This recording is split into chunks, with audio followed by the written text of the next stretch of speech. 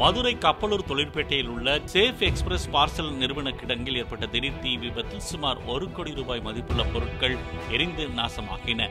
இரவு 8:30 மணியளவில் கிடங்கின் ஒரு பகுதியில் பற்றிய தீ மளமளவென மற்ற பகுதிகளுக்கும் பரவி கொழுந்துவிட்டு எரிந்தது. பல மணி நேரம் போராடி தீயணைப்புத் துறையினர் தீயை கட்டுக்குள் கொண்டு வந்தனர்.